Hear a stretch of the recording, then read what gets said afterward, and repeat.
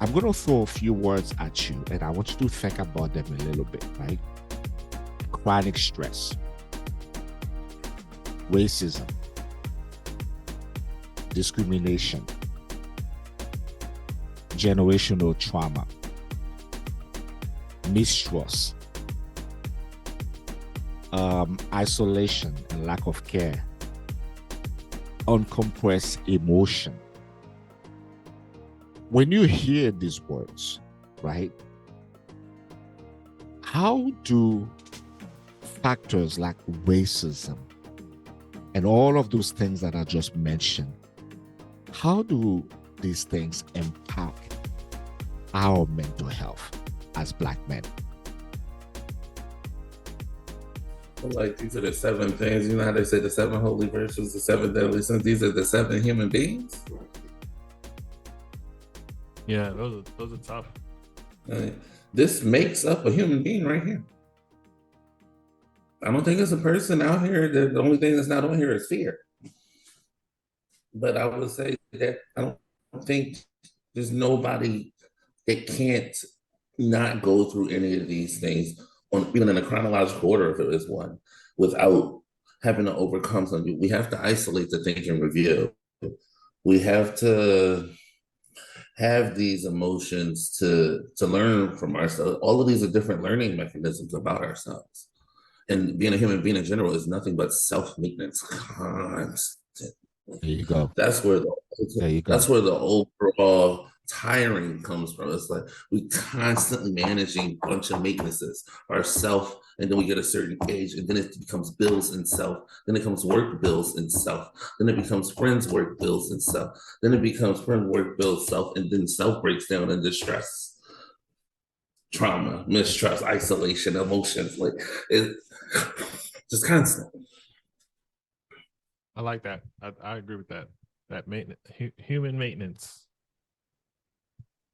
And what does it look like, Eddie? The 7 human maintenances. Can we stamp this? The 7 human maintenances. So what does it look like on a regular basis for us as Black people? Because we are faced with sometimes not one of these people, not 2 of them, but sometimes all 7 of them. I believe there is a magical thing about the Black community that we can solve anything as a collective. And we could do it in a very short period of time, right? To like literally, like, there have been things that have been playfully communicated throughout the Black community, and it immediately has an impact. Not only do we have the highest spending dollar amount, we also move the culture, not just in the United States, but throughout the entire world. And so I think what has to happen is there needs to be more of a consistent openness about mental health. And I think it just needs to be rebranded. I don't think mental health is the terminology it should be. I like, human maintenance, right? Mm. It makes a lot more sense. And I think it also needs to be something that is done throughout the community, from every woman, every man, and all the children's, right?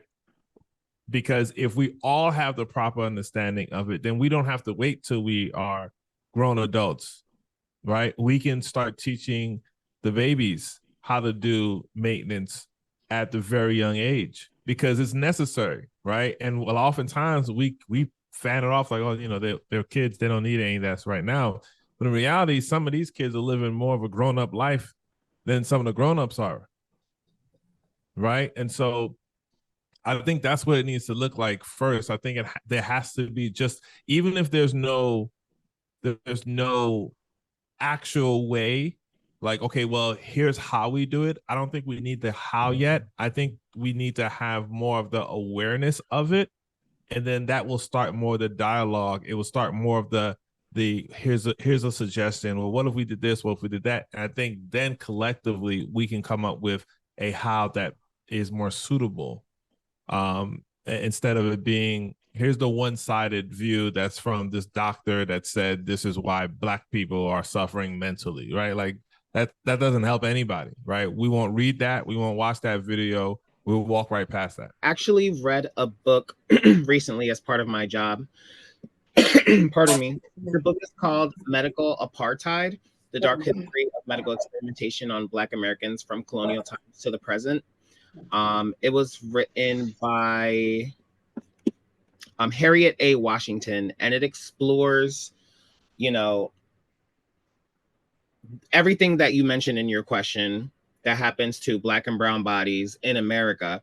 Things from, being taken from your family to be experimented on, from being sold, from one place to another, from doctors like not telling patients, we're going to give you this medication that's supposed to quote unquote help you, but it's actually like a placebo because they're experimenting on you. And I think bringing the awareness to these real life things that happened will open the doors more for these kinds of conversations, because now reading that book, I understand a lot more now why my communities are more hesitant to like seek aid from doctors. And like, now I know why, like, a lot of us did not want to get like vaccinated. I was very ignorant about a lot of those topics. And the book does a good job at highlighting the horrors and the fears of like white doctors and the shit that they used to do to us. And it's still things that are happening today. And it's because of those things that happened in the past. It has such a hard effect on our mental health now, even our physical health now, that we just don't trust the pharmaceutical companies, or we don't trust doctors who don't look like us to give us proper care, because in the back of our minds, we're always questioning, is this real? Is this really going to help me? And I just think if our history was different, I truly feel like we'll be in a so much better space, but that does not mean we can't get there. It doesn't mean that at all. It's a lot. It's medical discrimination. It's the lack of seeing someone with your skin tone in a position that can help you or not. I think one of the biggest things for a lot of people is that the one thing that I know about like a lot of the people in my life is how they tell me how they're looking for an all-Black medical team. And when I was younger, I don't really think I understood it, because I was like, this is just my main doctor. This is where I go. I never really understood it from the standpoint of when I was younger. But I remember, I think, hitting the age of like 20 or 21, and I went to the doctor, and my vein, I have like collapsing veins. It kind of runs in my family to where it's really hard to pick me with a needle. And I needed to get the IV put in. My father was sitting with me the entire time at the hospital. None of the doctors, the nurses, no one listened to me at all. And it took my father coming into the room and legitimately, because I had to call him. And I was like, yo, can you come in here? Because they're not listening to me. They're not, I'm telling them like my veins, they roll. They're not going to be able to get them with just a needle. I have a specific lady who takes my blood. She's been taking my blood for half my life, because she's really one of the only people that can get it with one good stitch. And so they weren't listening to me. And my dad came in and they were like, you need to use the ultrasound machine if you're going to get his veins. You're not going to get him from consistently just trying to stab him. And none of them listened. They believed that they knew better than my own father, a person who for consistent years of my life has been taking me to the doctors. My father then at one point got very upset around like the fourth poke. And he was like, you know what? If you do not go and get an ultrasound machine, I swear to God, I will sue this hospital, because you are not going to just poke my child through the entire night. Through all of this, I have a horrible fever. These are swollen. I don't feel good at all. I can hold nothing down. So I was happy there was someone to speak for me in that moment. And they finally got the ultrasound machine and was like, oh my God, your veins are so deep. You just had two people, a person who's been sick before and his father, tell you you needed this machine around 4 needles ago, and you genuinely chose not to listen. On top of that, we can definitely go into the conversation of just the amount of either deaths that Black women face consistently whenever they go to the doctors, which is why a lot of them are really down with getting I forgot how you say it, midwives. There's a specific doulas.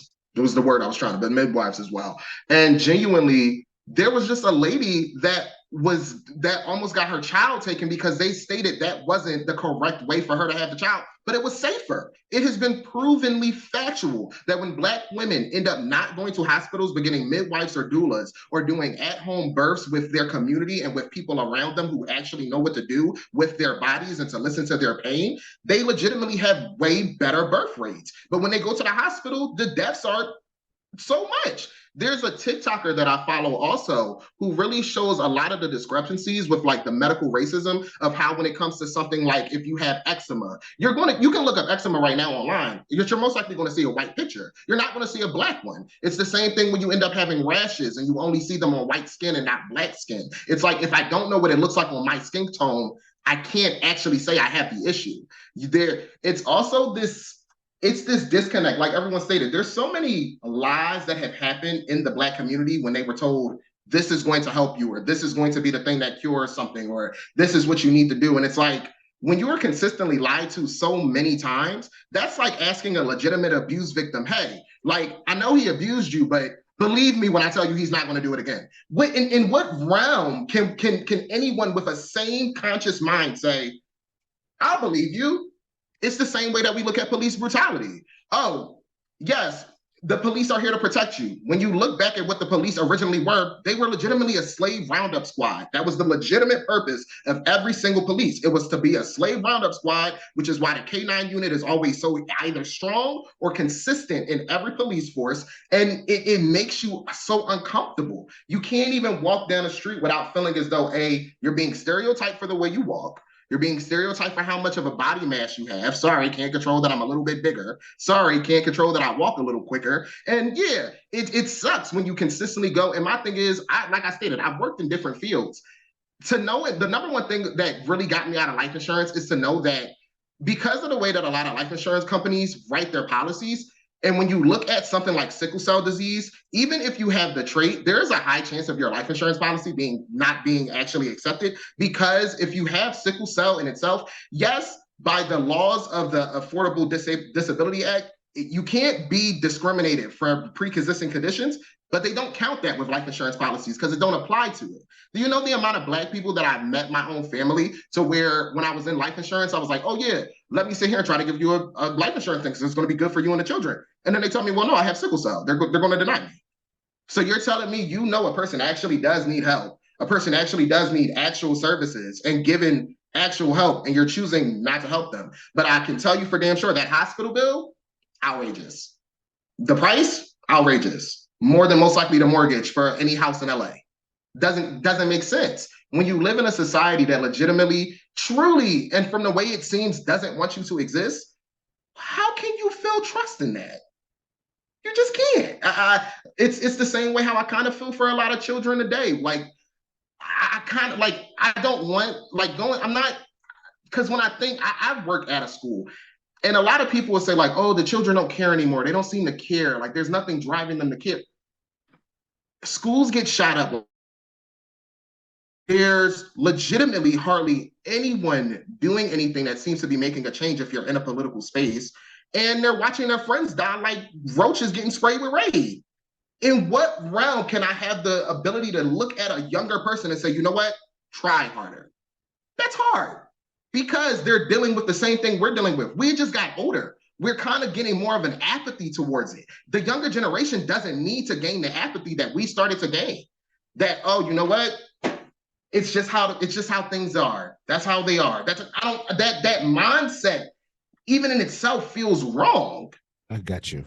Because it's a lot to unpack. And I'm sorry, the last question that I asked is one of those questions that can take you anywhere, right? But I actually asked this question because in reality, when you think about it, those are the factors that have a significant impact on our mental health. Whether we're talking about racism or discrimination or chronic stress or generational trauma or isolation and lack of care and unprocessed emotion, right? All of those things that we were just talking about, all of them contribute to our mental health, right? And our mental illness. As we close, I wanna finish on a positive note. Number one, I want to say, first of all, I thank you, brothers. I thank you for responding positively to this call so that we can come together, at least engage into this conversation. But let's see if we can finish from a positive standpoint. How can we, and perhaps it's two questions merge into one, but you only have one minute to answer them. Okay, let's keep it concise. How can we, in whatever way that is possible, how can we support each other as brothers and living in our communities when it comes to checking in on one another? And the last question that I want to ask is, as you think about mental health, what gives you hope when it comes to improving mental health in the Black community? So support and what gives you hope. You have 1 minute each. So please feel free. I'll jump in. I think for support, I think the biggest support is going to come from us, Black men. I think, it's going to take time for everybody else, but if we can all get on the same page and just be okay with hearing, I think no one knows the struggle of a Black man better than us, a Black man that is struggling. And we're all struggling, right? No matter if you have success and what's your definition of that, we all are struggling in some way, shape, or form, because that's what life is about, right? It's that maintenance, I should say. So I think that's the first thing. We can have that. I think that'd be great. And then the next question is, how do we? Are you hopeful? Am I hopeful? Yes. So I am very hopeful. I'm very hopeful because, just as an example, this podcast, right? Podcast is not something new. But I promise you, 10 years ago, 20 years ago, the conversation on the airways wasn't happening at all, let alone if it was being listened to or being heard. So I'm very hopeful. I think there's going to be a space and time that, maybe another 10 years, 20 years, my son is going to grow up and not necessarily have to deal with the same stigmas or issues that we had to fight through. And that will be worth it, right? If our younger generation don't have to, then they can start off at a better point than we are. So I'm very hopeful. I think in terms of support, when you call for checking in for mental health, I think we should start at just genuinely caring, not checking up on that person because, oh, auntie told me that you have a bad attitude and blah, blah, blah. So you go check up on your bro. No, I think you should have a genuine, love for that person and genuinely want to figure out what is going on, regardless what it's met with. If it's met with anger, if it's met with, them being upset or, oh, I don't want to talk to you right now. Understand that and just take it and maybe ask them at a later time. Hey, bro, I remember you was upset the other day. What was going on that day? I don't think as Black men and as men in general, we don't tell each other that we care about each other. Start telling each other, yo, man, I love you. Get home safe. Yo, bro, I love you. I hope you have good holidays. Tell each other that we love each other. I see Black women all the time. Girl, you look so good. Girl, oh my God, that dress. I love it. I love it. We don't do it as men. Nor as Black. I almost feel like we should put that on a t-shirt, man. I'm serious. Let's do it. Let's do it. And so I think that part as the first part. And then what brings me hope, honestly, are things like this, seeing Black excellence, seeing things that are more catered towards Black and brown people, Black artists, Black chefs, Black anything Black specifically, stores, flowers, anything literally brings hope into the young lives of many Black boys and girls, non-binaries, trans individuals. We need more and more and more and more and more and more and more. It has been nothing but my lifelong dream for my inspiring figures of growing up. Jesus, I'm still going to throw Gandhi out there, Mother Teresa, even though I've seen the documentary, but we're not going to skip the negative parts. We're going to see the things they did as positive. Princess Diana, yogas, towers, things like that I like growing up, especially Buddha, it's like these embodiment of these people growing up. It wasn't necessarily for war or for money or something about the Teresa and Gandhi, but we're not going to talk about the negative sides of those documentaries. But I always and still will wait for the day this world can come together and sing Kumbaya. But honestly, my views isn't necessarily for the world to sing Kumbaya. And I don't want to say it on a racial note. I don't want to like try to throw ambiguity in it. It's like I would love for people of color to just be able to come together and for us to have our own organization of unity the same way other races do.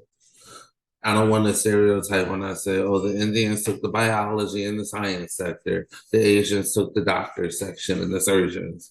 It's like, can the Black people take something other than sports? Because I feel like every time we dominate a specific injury, we're always for oneself, but we're not for a whole. But when I was growing up and we had the penny candy store, everything in the neighborhood was Black. I didn't start seeing Chinese stores, poppy stores, and stuff until I got to like the mid 90s. So I don't know what happened.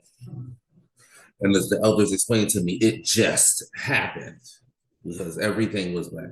And then it's like everything became outsourced. And then our jobs went overseas, and then our jobs became industrialized by robots. And it's like, I don't know what happened, but somewhere down the line, from when I remember the Black Panthers and everything, everybody ate lunch, breakfast at the same time. They walked to school together. They had our neighborhood watch, whether we had rifles or not. We had our own unity. We were sewing our own clothes, fixing our own shoes. We were building our own houses. We had our own neighborhood plumber. We had our own neighborhood seamstress. We had our own community together. I don't know what happened to that. And I wish that can be embodied to just say, like, if we were in an organization that said, hey, remember this how we used to be? And then the grandmas walk up and be like, yeah, I remember we was all breaking everybody neighborhood in the neighborhood without a dollar because everybody neighborhood was that we were the village.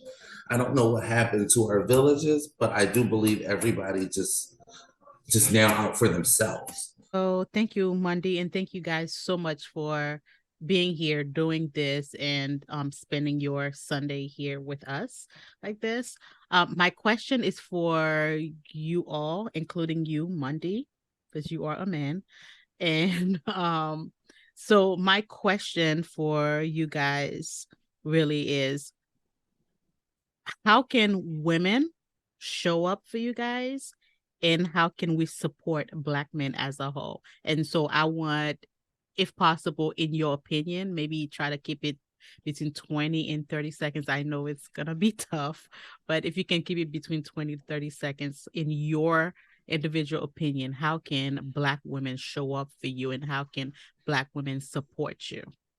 You said we got 3 hours to discuss this. What did you guys say? You can be here for 3 hours, but you probably be by yourself.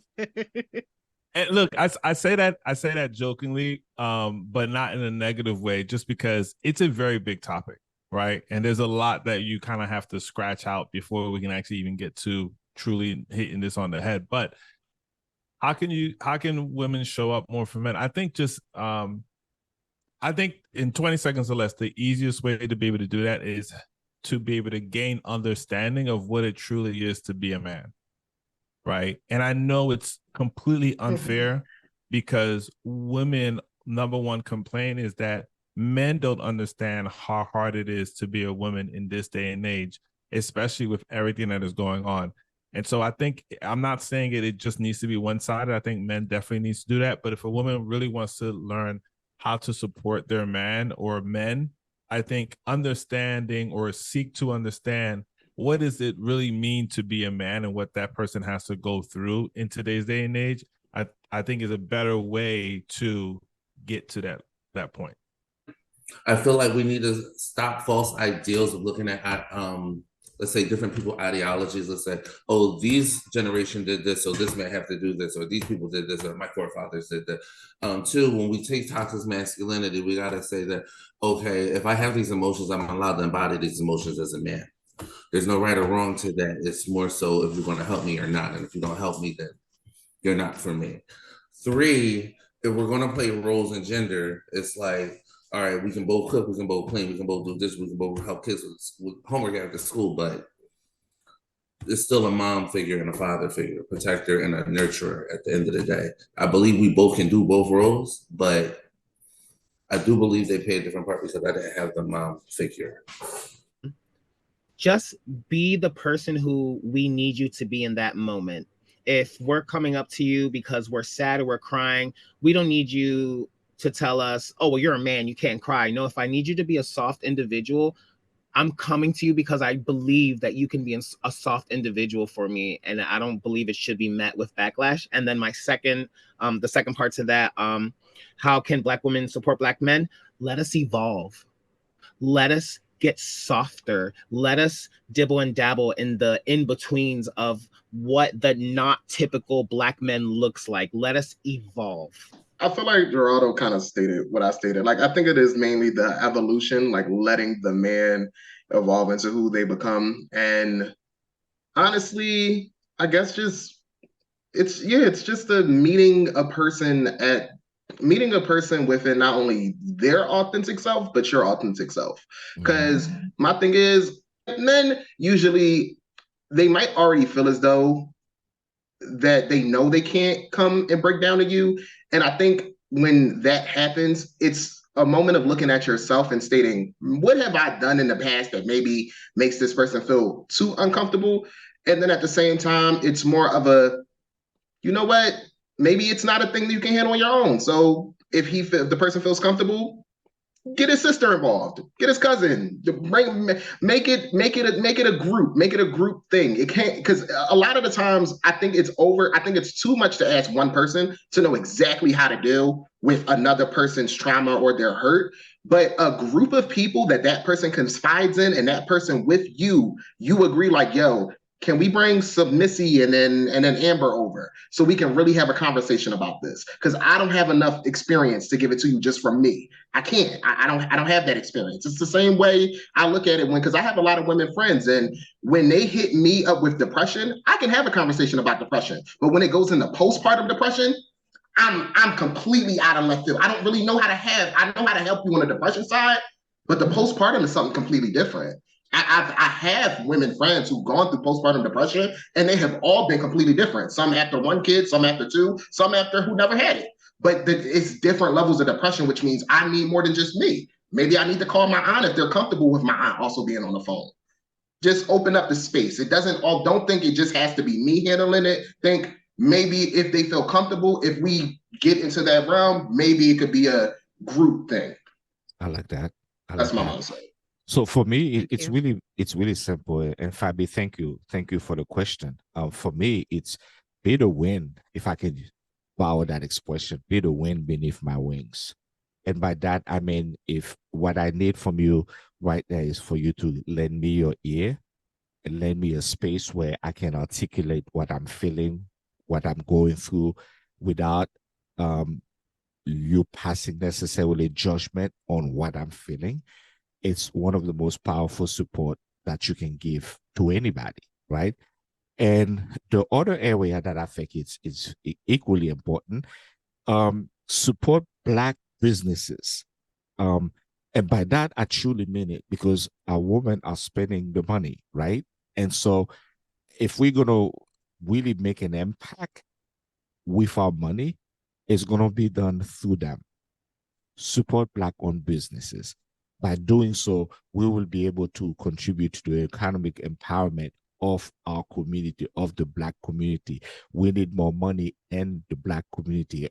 Earlier, you guys mentioned how now we have the Chinese store in the Black community taking money out. I don't know exactly, like you say, Basheba, I don't know why it's happening or when it started or when was it ever okay for it to take place, but it's happening, which means more resources are leaving from the community that really needs it, right? So it's one of those areas that I truly feel, not just Black women, even though I know the question was asking about how women can really support, but I'm thinking support us by giving us a listening ear, and also support us as well when you invest money back into the Black community, you in a way supporting us Black men as well. Thank you guys so much for answering these questions. And like Monday said, support one another. I know it's a bit difficult. I know this is not what this conversation is about, but we're talking about support. So personally, when I'm spending my money, of course, we know for the most part, it doesn't happen. But when you're spending your dollar, I try to think, how can I make this dollar Black? So sometimes it take, an extra step, to Google what is it that I'm looking for, or maybe reaching out to a friend and asking, do you know someone who does this or whatever? And we know we've had the conversation. It's not this type of conversation that maybe the customer service or whatever. A lot of us, we don't have the resources. So that's why sometimes the service is lacking or the quality. But again, we'll have this conversation another time, but try to think on how to make your dollar Black. Not telling you that maybe you should hire a Black therapist, but there's a lot of Black therapists, like Mondy's a Black therapist. We know that Eddy's wife, if you're looking into skincare, she's a Black esthetician. That word is kicking my ass. But Eddy said it. Like, you're buying a home. Maybe if you Google realtor, you probably find the non-colored realtors that have the marketing dollars, and you can maybe try to filter your search in finding Black realtors like myself. And so to try to make the dollar as Black as possible, because you keep it in the community. When you spend in the community, that money will be spent in the community because it's paying rent in that community. It's sending kids to school in that community. It's buying food in that community. It's not just, oh, I'm not giving you my money. It's not just, I'm not giving you my money. It goes into the talent in that community to keep that money circling in the same community. You know what I mean? Because we've seen what other communities have done for themselves. And that was a great point that you mentioned. But I wanted to say, not just thank you to all of the men, including you, Mondy, for being here today in this conversation. It got a little bit more deep than I expected. And I think I took some notes. I'll share them with Monday and we'll put them in the show notes. And there are some questions maybe we can answer together. And but I want our listeners and you guys to know that you guys are important to us. And Black men, queer, non-binary, straight, all of you guys matter to us. Because without the Black men, and I can honestly say I love each and every one of you guys for different reasons. And I know sometimes we have this idea of when we say love, that love has to be something romantic. No, we say we love money, we say we love food, but we cannot say we love people. You know what I mean? And so, I love each and every one of you guys. And Black men, I just want you to know that you are important. We need you. You matter. We know that the world doesn't often see you. And without Black men, most of us would not be here. I don't know you all family dynamics, but I know without Eddy and Mondy, their children, the next generation literally wouldn't exist. Because we need Black men to create the next generations and the ones after. So I just want to say that you guys matter. You guys are important and we need you guys. And I know, sometimes it's hard.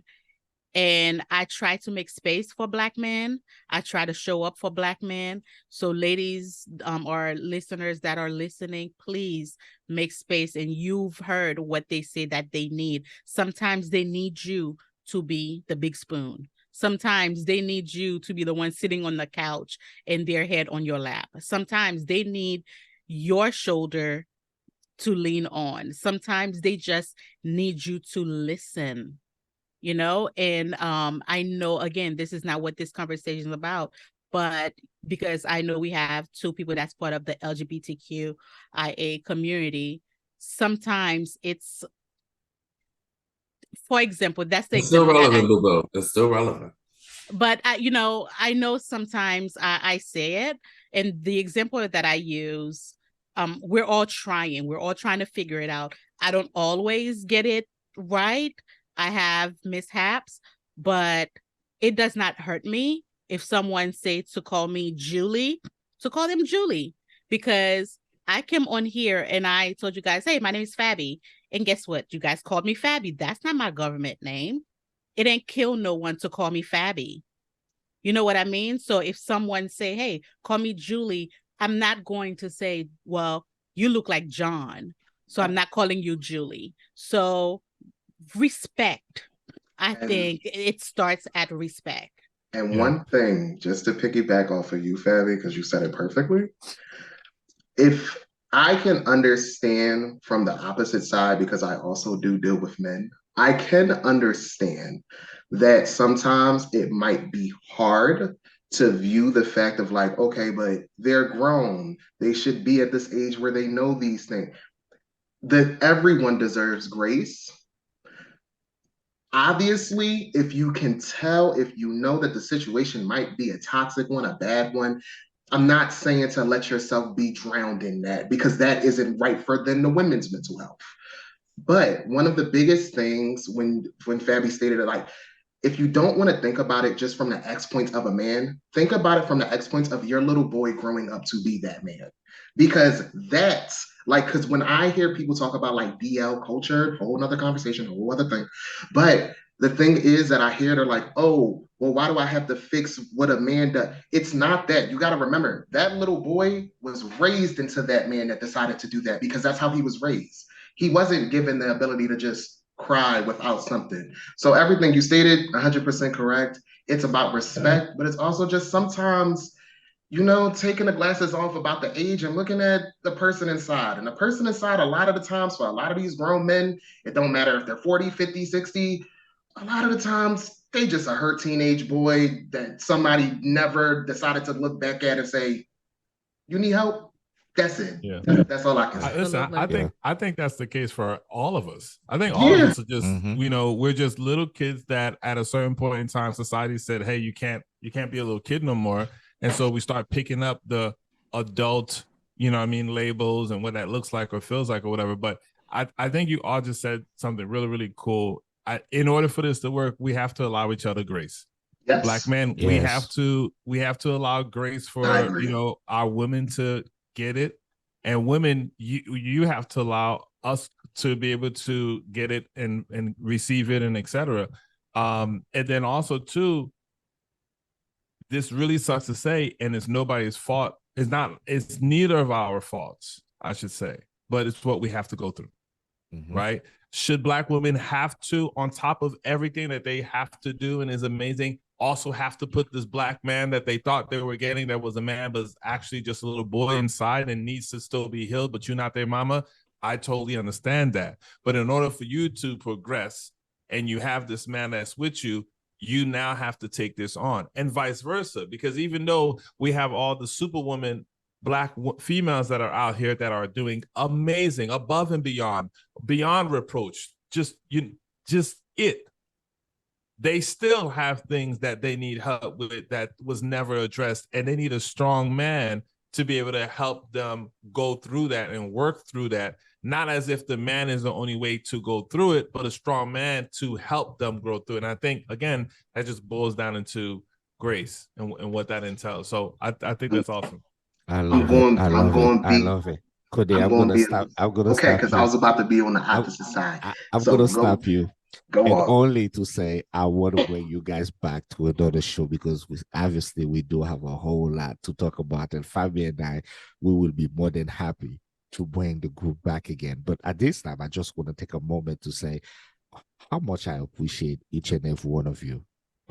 As Fabi say, I'm going to use her words. I love you guys. Okay. I love you too. I love Don't you use my guys. words. I Say it love from you your guys, heart. all right. Yeah. But it is coming from, it is coming from a good place, right? I really do. And what I gathered from listening to everyone today is that we all have responsibility to one another, right? We all have a voice that matters, and we all involved in a journey that is valid wherever you may find your role. And so as we continue on that journey, we have a role to play, and the role is to transform those that we encountered with, help to transform their lives. We didn't know today that when we came into this show that there will be a young man who is 19 who needed some encouragement. And this is what this is all about. We all have a voice. Let's continue to make an impact. Let's continue to encourage people. Let's continue to show compassion. Let's continue to show unity with one another. No matter who we are, we can all come together as brothers, as sisters, as whoever, however you claim, you feel, right? We all can come together in unity and really do whatever we can to show love and support for one another. Thank you so much, guys, for being here. And again, we cannot express enough how much that we appreciate you guys, how much we appreciate you being here and opening up. And again, also thank you to that 19-year-old for noticing that this was a safe space, that he could open up about how he's feeling. And I put a book in the chat. I think I read it. It's very short. It's available on audio, and you can buy the book. It's called Failing Forward. And sometimes, you know, again, even as adults, we feel sometimes that we're failing, and it's less than an hour listen. So sometimes I'm driving in the car and I put it in, and I think it's important. I think he should listen to it. So we'll also put the Amazon link, I think, to our show notes. So those who may be feeling the same way. So we'll do even better. We're not just gonna give him the link to go get it. We're gonna buy it from him. So, Basheba, Okay. you send me his info, and we'll get him the book so he can have it. But make sure that he reads it. Okay. So until next time, family, take care of yourself and each other. Bye bye. Have a great day. Bye-bye. Bye bye.